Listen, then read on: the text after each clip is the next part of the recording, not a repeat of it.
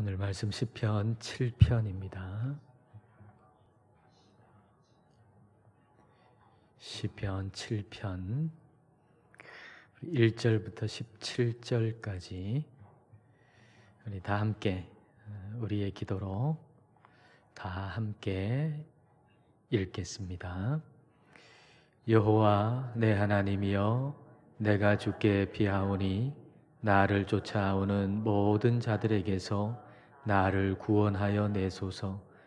건져낼 자가 없으면 그들이 사자같이 나를 찢고 뜯을까 하나이다.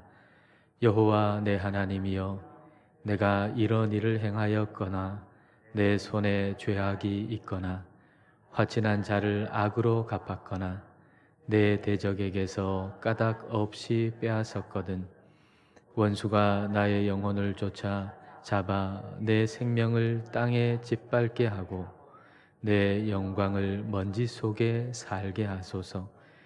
여호와여, 진노로 일어나사 내 대적들의 노를 막으시며 나를 위하여 깨소서. 주께서 심판을 명령하셨나이다. 민족들의 모임이 주를 두르게 하시고 그 위 높은 자리에 돌아오소서. 여호와께서 만민에게 심판을 행하시오니 여호와여, 나의 의와 나의 성실함을 따라 나를 심판하소서. 악인의 악을 끊고 의인을 세우소서. 의로우신 하나님이 사람의 마음과 양심을 감찰하시나이다. 나의 방패는 마음이 정직한 자를 구원하시는 하나님께 있도다. 하나님은 의로우신 재판장이시며 매일 분노하시는 하나님이시로다. 사람이 회개하지 아니하면 그가 그의 칼을 가시며 그의 활을 이미 당기어 예비하셨도다. 죽일 도구를 또한 예비하시며 그가 만든 화살은 불화살들이로다. 악인이 죄악을 낳으며 재앙을 베어 거짓을 낳았도다. 그가 웅덩이를 파 만들며 제가 만든 함정에 빠졌도다. 그의 재앙은 자기 머리로 돌아가고 그의 포악은 자기 정수리에 내리리로다. 내가 여호와께 그의 의를 따라 감사하며 지존하신 여호와의 이름을 찬양하리로다. 아멘.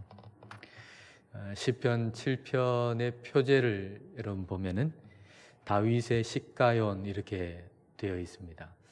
시가연이라고 하는 단어의 의미는 정확히 알 수가 없습니다. 음악적인 용어일 것 같은데요.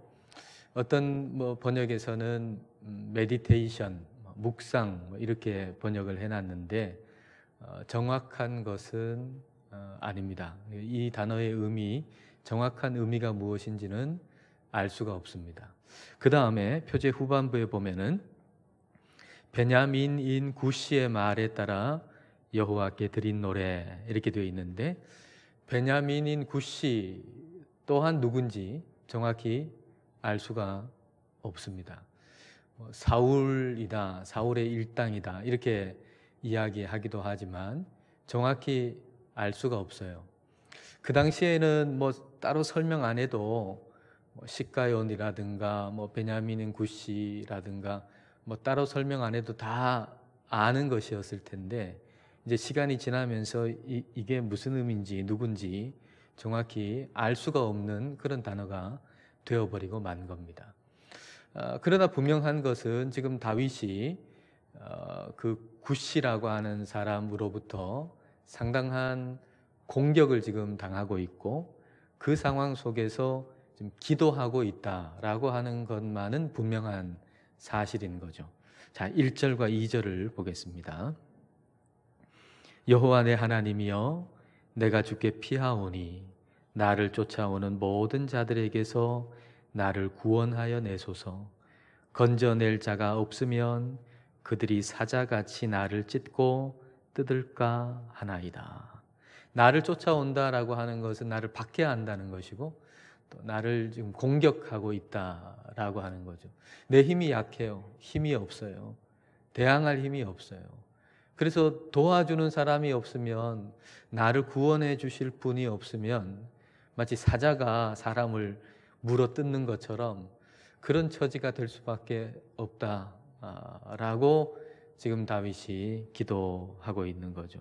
하나님 도움밖에 없다라고 하는 겁니다. 그렇게 하나님 도우심을 구하면서 다윗이 생각해 보는 겁니다.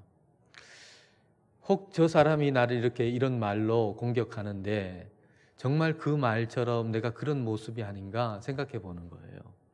누군가가 나한테 뭐 욕을 해요. 공격을 해요. 근데 정말 그 말처럼 내가 그 모습이 아닌가 한번 생각해 보는 거죠. 그 사람이 공격하는데 나도 똑같이 그런 공격하는 방법을 가지고서 그 사람을 공격하거나 다른 사람을 해를 끼치거나 나한테 또 그런 모습이 없는가, 이걸 한번 살펴보는 거예요. 하나님께 도움을 요청하면서. 근데 그렇게 살펴볼 때 그런 모습이 없는 거죠. 자신에게 그런 모습이 없다는 걸 알게 된 거예요. 자, 3절부터 5절까지를 한번 보세요. 여호와 내 하나님이여, 내가 이런 일을 행하였거나 내 손에 죄악이 있거나 화친한 자를 악으로 갚았거나 내 대적에게서 까닭 없이 빼앗았거든. 사실 대적들이 하는 모습이 이 모습이잖아요. 그런 모습이 나한테 있다면 5절 말씀에 원수가 나의 영혼을 쫓아잡아 내 생명을 땅에 짓밟게 하고 내 영광을 먼지 속에 살게 하소서. 그러니까 지금 그런 일이 없다는 거 아닙니까? 다시 말하면 완전하게 부당한 지금 대우를 받고 있고 완전하게 근거 없는 공격을 지금 다윗이 받고 있다라고 하는 얘기가 되는 거죠. 여러분 한번 생각해 보세요. 여러분이 하지도 않은 말을 했다고 어느 누군가가 막 떠벌리고 다닌다면, 여러분이 행하지도 않은 일인데 그런 일을 여러분이 했다고 온 동네방네 떠벌리면서 그렇게 얘기하고 다닌다면 여러분 얼마나 속상하겠습니까? 얼마나 힘들겠습니까? 내가 그런 말 한 적도 없어요. 근데 이런 뭐 악한 말을 했다고 막 욕을 하면서 다녀요, 그 사람이. 나는 그런 행동을 한 적이 없어요. 근데 그 사람이 막 다니면서 이 사람이 이렇게 했다고 막 떠벌리고 다니는 거예요. 그럴 때 얼마나 우리의 명예가 실추가 되고 얼마나 속상하고 얼마나 분노가 일어나고 얼마나 힘들겠어요. 근데 그 사람한테 말이죠, 나 그런 얘기 안 했다고, 나는 그런 행동 안 했다고 하면 그 사람은 어떻게 할까요? 아주 능숙하게 사람들이 다 있는 데서 이렇게 얘기할 겁니다. 야, 네가 그렇게 얘기해놓고 얘기 안 했다 그러네? 완전히 거짓말쟁이네. 야, 이 사람 자기가 그래 놓고는 안 했다 그러네? 완전히 정말 이 사람은 거짓말쟁이네. 그럴 겁니다. 그러니까 이 거짓말을 잘하는 사람은 거짓말 잘하는 거에 아주 능숙해요. 그래서 그런 걸 안 했다 그러면 오히려 더 그런 것처럼 자기가 의로운 사람이고 이 사람은 완전히 거짓말한 사람으로 뒤집어 씌울 수가 있어요. 그런 사람한테 지금 다윗이 굉장히 공격을 지금 당하고 있는 거죠. 그러니까 다윗의 심정을 생각해 보세요. 얼마나 답답하겠는가, 얼마나 힘들겠는가. 근데 이런 순간에 어떤 생각 드십니까? 여러분이 그런 지금 처지에 있다면 어떤 생각이 드세요? 막 복수심이 일어나지 않겠어요? 두고 보자 하고 막 칼을 갈지 않겠어요? 근데 다윗이 어떻게 하는가 볼까요? 6절과 7절입니다. 여호와여, 진노로 일어나사 내 대적들의 노를 막으시며 나를 위하여 깨소서. 주께서 심판을 명령하셨나이다. 민족들의 모임이 주를 두르게 하시고 그 위 높은 자리에 돌아오소서. 지금 다윗이 하나님을 바라보는데 하나님이 어떤 하나님이세요? 재판장이신 하나님이세요. 재판장이신 하나님을 지금 바라보고 있는 겁니다. 내가 뭘 복수하고 내가 재판장인 것처럼 뭘 하려는 게 아니라 재판장이신 우리 하나님 바라보고 있는 거죠. 지금 그림은 이런 겁니다. 이 다윗을 고소하는 사람으로 가득합니다. 다윗에게 손가락질하고 다윗을 고소하려고 하는 사람이 가득한데, 그 고소하려고 하는 사람, 다윗을 고소하려고 하는 사람 가득한 자리에 중간에 재판장 자리가 탁 있는데, 그 재판장 자리에 누가 앉아 있는가? 하나님 앉아 계신 거예요. 그러면 됐잖아요. 아무리 우리를 누군가가 공격해 온다 그래도 하나님이 우리의 재판장이시라면, 의로우신 재판장이신 하나님이 계시다면 그러면 된 거죠. 그래서 다윗이 그 하나님을 바라보고 있는 거예요. 재판장이신 하나님을 지금 바라보고 있는 거죠. 자, 11절을 여러분 보실까요? 하나님은 의로우신 재판장이시며 매일 분노하시는 하나님이시로다. 하나님을 매일 분노하시는 하나님이다, 이렇게 표현하고 있습니다. 근데 이 표현이 여러분 어떠세요?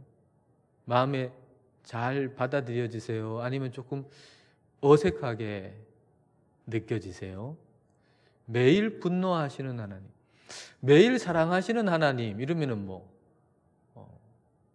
그냥 그대로 그렇지 하고 받아들일 텐데, 매일 분노하시는 하나님이라고 하니까 아마 여러분 마음속에는 조금 이게 어색하게 여겨질 수도 있어요. 약간 거부감이 생길 수도 있어요. 하나님은 매일 사랑하시는 하나님이지 어떻게 매일 분노하시는 하나님이냐, 이런 생각이 들 수도 있을 겁니다. 사랑의 하나님은 우리에게 익숙한데 심판하시는 하나님은 어색해요. 우리를 천국으로 인도하시는 하나님은 우리에게 익숙한데 지옥을 만드셨다, 그럴 때 좀 그것은 좀 어색하게 느껴질 거예요. 자, 그러면 어떻게 해야 될까요? 두 개 중에 하나를 없애버려야 하나님을 더 잘 알 수 있을까요? 두 개는 좀 상반되는 것 같아서 하나를 없애버려야, 그래야 사랑의 하나님을 우리는 더 잘 알 수가 있을까요? 영국의 지성이라고 불렸던 C.S. 루이스가 한 말이 좀 이해에 도움이 되리라고 생각하는데요. 한번 볼까요? 자막에 C.S. 루이스가 이런 얘기를 했어요. 기독교에서 이것만큼 버리고 싶은 교리는 없다. 지옥에 대한 얘기죠. 지옥에 대한 이야기만큼 기독교에서 좀 이거 없었으면 좋겠다. 지옥에 대한 얘기가. 이런 게 없다는 거죠. 기독교에서 이것만큼 버리고 싶은 교리는 없다. 지옥에 대한 얘기가 좀 없으면 사랑의 하나님이 더 좋지 않을까? 더 잘 나타나지 않을까? 그렇게 생각한다는 거죠. 하지만 성경 무엇보다 우리 주님의 말씀이 이 교리를 전적으로 옹호하고 있다. 예수님이 지옥에 대해서 말씀하고 계시다는 거죠. 이 교리는 완벽하게 합리적이다. 지옥을 제대로 믿지 않고서 천국을 제대로 믿는 사람을 본 적이 없다. 지옥을 깊이 생각할수록 지옥에 갈 수밖에 없는 죄인을 천국으로 가게 해주신 하나님께 진정으로 감사를 드릴 수 있다는 얘기입니다. 하나님의 심판을 깊이 우리가 생각할수록 죄에 대한 심판을 예수 그리스도께서 대신 져주시고 대신 가져가시고 우리에게 구원을 주셨다라고 하는 그 구원의 은혜, 그 사랑을 더 깊이 감사하고 찬양할 수가 있는 거죠. 죄인이 받아야 할 그 죄의 값이 무엇인지를 모르는데 어떻게 죄에서 구원하신 하나님의 그 구원의 은혜, 구속의 은혜를 어떻게 알 수가 있겠어요? 그렇지 않습니까? 지옥의 비참함을 생각을 안 하는데, 모르는데 천국의 영광스러움을 어떻게 알겠느냐 말입니다. 죄라고 하는 것은 빚이라고 하는 것으로 또 표현되잖아요. 빚진다, 빚. 빚을 얼마 졌느냐? 누군가가 빚을 다 갚아줬어요. 근데 여러분한테 얼마나 빚졌었는데 그러면은 몰라? 뭐 다 지난 일인데 뭐 그 생각해서 뭐해? 나 몰라 얼마 빚졌는지. 그러면은 그 빚을 다 탕감해주고 빚을 다 갚아준 것에 대한 그분에 대한 감사도 없어요. 다 지난 일인데 뭐 다 빚 다 갚아줬고 그분이 난 뭐 얼마 빚졌는지도 난 기억 못해 이제는. 기억하고 싶지 않아. 그러면은 그 빚을 갚아주신 분의 은혜에 대해서도 감사가 희미해질 수밖에 없단 말이에요. 왜 우리가 하나님께서 우리 예수 그리스도께서 우리를 구원해 주셨다고 하는 은혜가 자꾸 식어버릴까요? 얼마나 내 죄가 깊은지 희미해졌기 때문이에요. 단지 신앙생활을 오래 했기 때문에 희미해진 게 아니에요. 내가 얼마나 큰 죄인인지가 희미해져 버린 거예요. 그러니까 하나님이 나를 구원해 주신 그 은혜에 대한 감사도 희미해져 버리는 거죠. 그래서 자꾸 다른 걸 찾는 거예요. 우리가 사실은 하나님의 그 구원의 은혜 하나만 붙들고도 우리는 감사하며 일평생 살 수 있어요. 그런데 내가 얼마나 죄인이었는지를 잊어버리니까, 그게 희미해지니까 구원에 대한 감사가 식어버렸거든요. 그러니까 다른 걸 자꾸 찾아요. 교회 공동체 안에서 자꾸 다른 걸 찾아요. 세상의 걸 자꾸 닮아가죠. 구원의 은혜가 식어버리는 거예요. 구원에 대한 감사가 여러분에게 지금 자꾸 식어 있다면, 기도하는데 구원의 은혜에 대한 감사가 별로 안 나와요. 이게. 구원의 은혜에 대한 감사를 얘기하는데도 별 감동이 없어요. 그러면 내가 얼마나 죄인이었는지를 깊이 한번 생각해 보세요. 한 10분이라도 좋아요. 내가 얼마나 죄인인지, 내가 얼마나 악한지 한번 깊이 생각해 보세요. 그러면 하나님의 구원의 은혜에 대한 감사가 내 마음속에 올라오기 시작할 거예요. 우리 생각 속에 지옥을 없애버리잖아요. 천국도 희미해져요. 하나님의 심판을 없애버리잖아요. 하나님의 심판에 대한 생각이 희미해지잖아요. 그러면은 하나님의 사랑도 희미해져요. 매일 분노하시는 하나님을 생각하지 아니하면 매일 우리를 사랑하시는 하나님도 우리는 잘 생각할 수 없어요.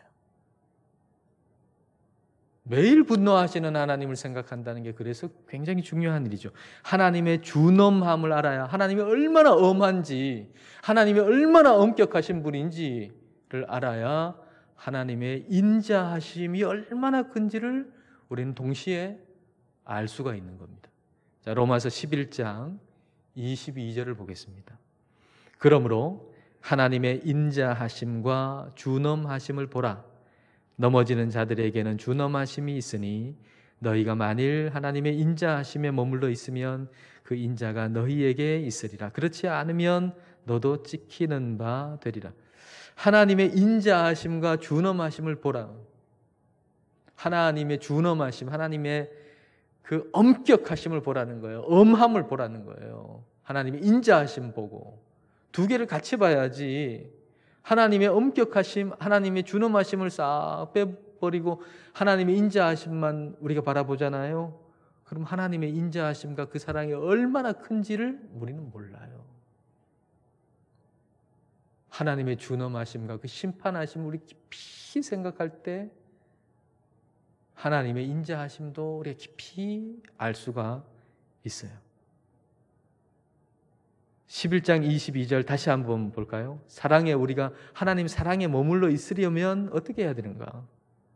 그러므로 하나님의 인자하심과 준엄하심을 보라.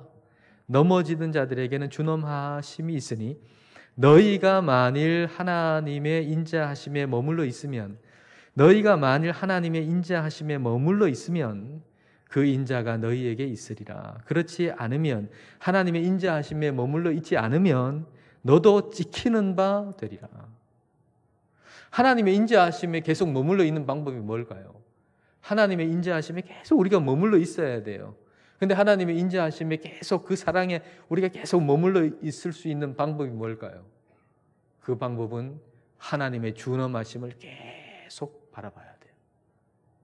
하나님의 준엄하심을 계속 바라봐야 하나님의 인자하심도 같이 바라볼 수 있고 하나님의 사랑 안에 계속 우리는 머물 수가 있게 되는 거예요. 그렇지 않으면 너희도 찍힌다. 조심해라. 그 얘기하는 거죠.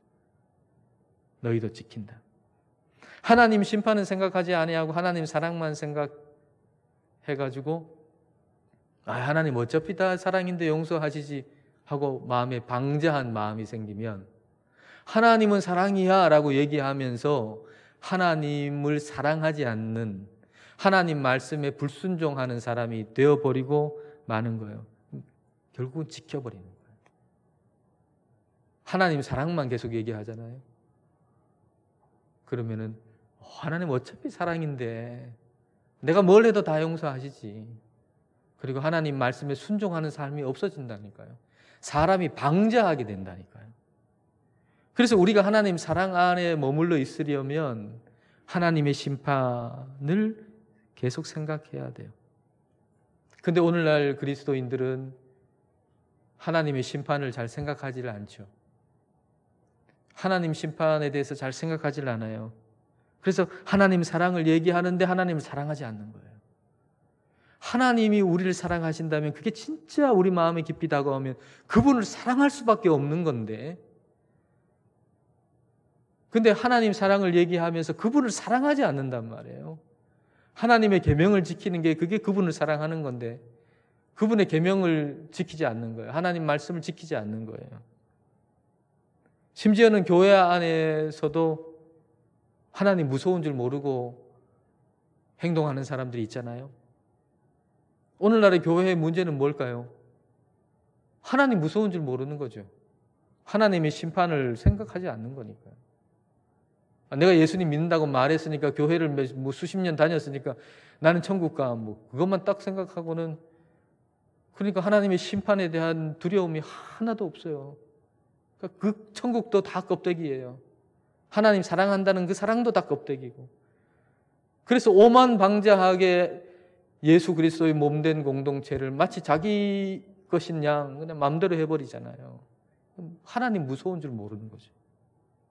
그래서 오늘날 우리에게 중요한 구절이 오늘 본문 11절이에요. 11절. 매일 분노하시는 하나님. 매일 분노하시는 하나님. 그럼 우리가 늘상 생각해야 될 것은 하나님 매일 분노하시는 하나님이라는 거예요. 다시 얘기하면 하나님의 심판대 앞에 매일 서는 거예요. 하나님의 심판대 앞에 매일 서는 거죠. 여러분, 우리가 하나님의 심판대 앞에 다 서거든요. 예수님 믿는 사람이나 믿지 않는 사람이나 다 마지막에 하나님의 심판대 앞에 선단 말이에요. 하나님의 심판대 앞에 섰을 때는 뭐로 보응을 받죠? 뭘 행했느냐에 따라서 보응을 받는 거예요. 우리 행위로 구원받는다는 얘기가 결코 아닙니다. 그 은혜에 의하여 믿음으로 말미암아 우리는 구원을 받죠. 행위로 구원받는 게 아니에요. 근데 우리가 그렇게 구원을 받은 다음에 그 구원받은 사람으로서 어떤 삶을 사느냐, 이건 심판대에서 다 드러나게 돼 있어요. 우리 하나님은 우리를 구원하세요. 구원은 이제 시작이에요. 구원받은 자로서 어떻게 사느냐, 이거 굉장히 중요한 일입니다. 구원받았다고 우리의 행위가 중요하지 않게 된다는 거 결코 아니에요. 하나님의 심판대에서 하나님 뭘 보시느냐, 어떻게 살았느냐를 보신다는 거예요. 뭘 행했느냐를 보신다는 거예요. 그러니까 우리가 구원을 받은 다음에 어떻게 사느냐, 어떻게 행하느냐, 이거 우리한테는 굉장히 중요한 일입니다. 그러면 우리가 다 심판대 앞에 설 텐데, 우리가 어떻게 살았는가가 그 심판대 앞에서 다 드러날 텐데, 그러면 뭐가 현명할까요? 오늘 우리가 살아간 것도, 오늘 내가 한 말, 내 행동의 동기, 내 행동, 그게 다 드러날 거예요. 오늘 한 모든 것이 그 심판대 앞에서. 그럼 현명한 것은 그때 가서 드러나는 것보다 지금 하나님의 심판대 앞에 서 있다고 생각하고 하나님 앞에 다 오픈하고 다 드러내고, 그게 현명하지 않을까요? 어차피 하나님의 심판대 앞에서 다 드러날 일인데 뭘 숨겨놓고 있어요. 지금 오늘 하루 하나님 앞에 다 내놓는 거죠. 매일매일 하나님 심판대 앞에 서는 거죠. 매일 분노하시는 하나님을 생각하는 거죠. 그럴 때 매일 나를 사랑하시는 하나님을 우리는 만나게 되는 겁니다. 다윗이 그런 삶을 살았다라고 하는 걸 보여주는 증거가 8절에서 찾을 수 있는데요. 8절을 여러분 보십시오. 여호와께서 만민에게 심판을 행하시오니 여호와여 나의 의와 나의 성실함을 따라 나를 심판하소서. 악한 자만 심판하라고 하는 게 아니에요. 하나님 만민을 심판한다 그랬어요. 나도 심판을 받아요. 그 심판대 앞에 서요. 근데 어떻게 얘기하고 있죠? 나의 의와 나의 성실함을 따라서 나를 심판하소서. 그렇게 지금 얘기하고 있잖아요. 나의 의, 나의 성실함. 여러분, 여기 성실함이라고 하는 요 단어에, 성실함이라고 번역된 요 단어의 의미는 통합된다는 의미거든요. 통합된다. 통합. 그러니까 하나님하고 통합되는 거죠. 하나님하고 분리되는 게 아니고, 내가 살아가는 갈 때 내 말이나 내 동기나 또 내 행동이 하나님하고 분리되어 가지고 그렇게 살아간 게 아니고 하나님하고 통합된 거예요. 하나님한테 완전히 다 오픈해 가지고 사는 거죠. 내가 어떤 동기를 가지고 있는 거 숨기지 않는 거예요. 하나님 앞에. 모든 말도 행동도 다 하나님 앞에 다 완전히 명명백백하게 오픈해서 그렇게 하루하루를 사는 거죠. 그러니까 나의 의라고 하는 것도 뭐 자기 의, 내가 막 옳다 이런 의미가 아니고 하나님과 바른 관계라고 할 수가 있겠죠. 아무것도 숨겨지지 않은 바른 관계, 하나님하고 완전히 소통 상태에 있는 그런 삶, 매일매일 하나님의 심판대 앞에 서서 하나님께 모든 걸 다 오픈하는 그런 삶을 다윗이 살았다라고 볼 수가 있습니다. 그 바른 관계는 하나님의 심판대 앞에 서서 살아가니까 이게 가능했던 거죠. 그러니까 마지막 심판대에서 뭐가 드러나겠어요?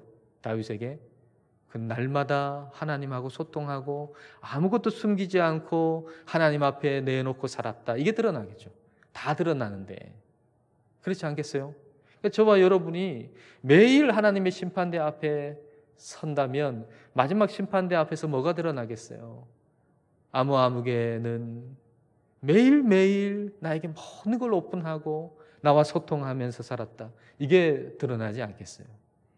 근데 악한 자는 그렇지 않단 말이죠. 그래서 악한 자는 심판을 견딜 수가 없다는 거예요. 왜냐하면 악한 자는 다 숨기면서 사니까. 자기의 동기도 다 숨기잖아요. 좋은 일 하는 것 같은데 사실은 그 동기가 그렇게 좋은 게 아니에요. 동기를 다 숨기면서 어떤 일을 하죠. 그리고 악한 일을 할 때도 이거 하나님 모르실 거라고 생각하니까 악한 일을 계속하죠. 그러니까 악한 사람은 심판을 견디지 못하는 거예요. 다 숨기면서 살아왔으니까. 그게 완전히 다 까발려지고 완전히 다 드러나는데 어떻게 견디겠습니까? 그래서 악한 자는 심판을 견디지를 못하는 거예요. 그리고 살아가는 날들 동안에 하나님의 심판대 앞에 설 생각을 안 하니까 다 숨기면서 사니까 악한 일을 계속 할 수밖에 없는 거죠. 14절을 여러분 보십시오. 악인이 죄악을 낳으며 재앙을 베어 거짓을 낳았도다. 계속해서 죄악을 낳잖아요.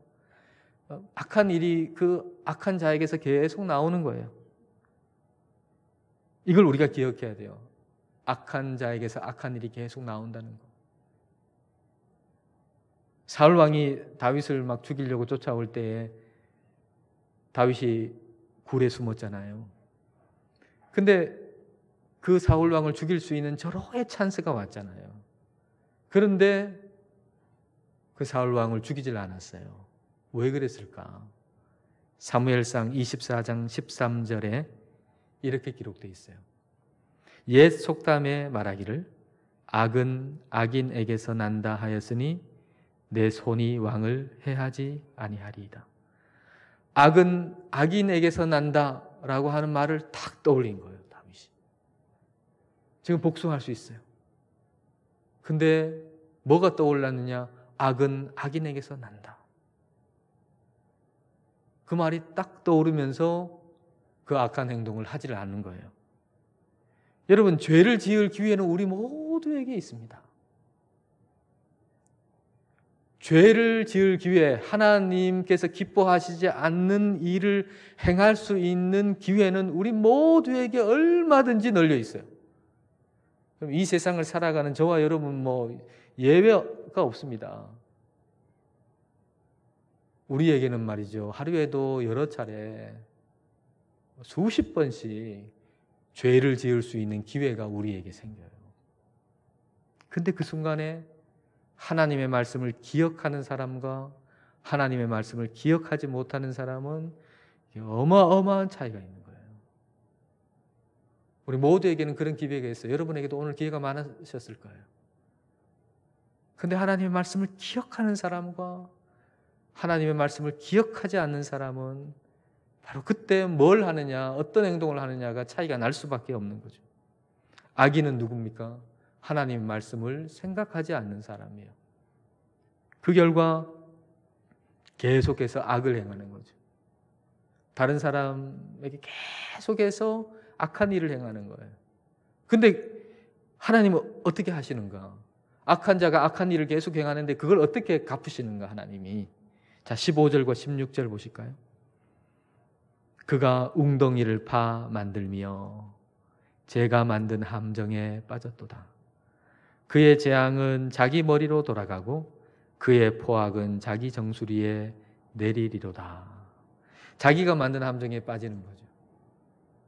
마치 악한 자의 악행은 부메랑 같은 거예요. 부메랑.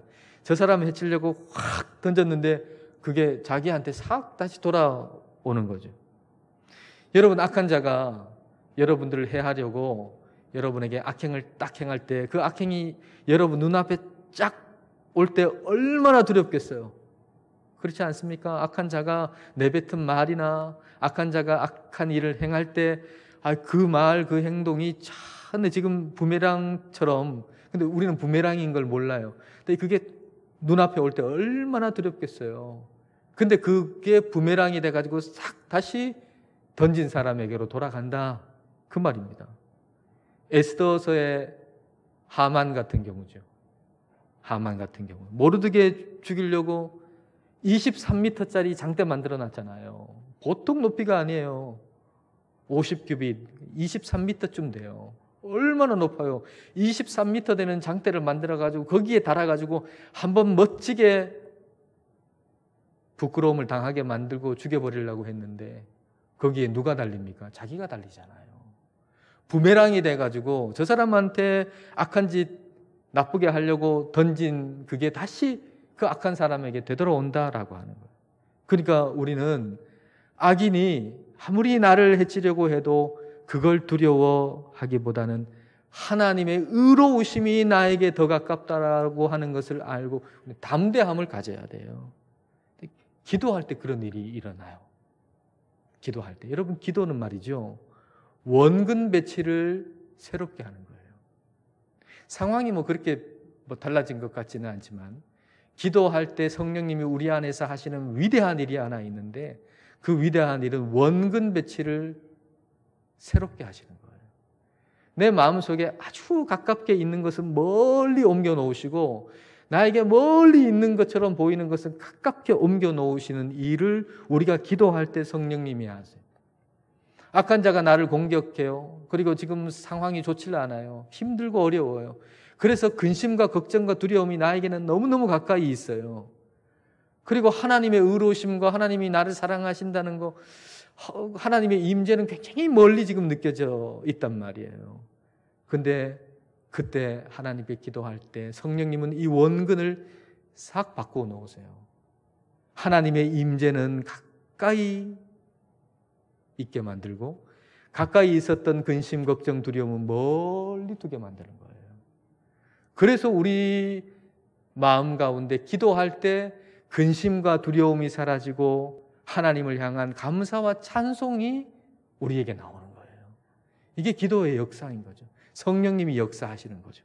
자, 17절을 보십시오. 17절에 그런 역사가 다윗에게 있잖아요. 내가 여호와께 그의 의를 따라 의로우신 하나님을 따라 감사하며 지존하신 여호와의 이름을 찬양하리로다. 내 안에 애통함이 있었어요. 분노가 있었어요. 두려움이 있었어요.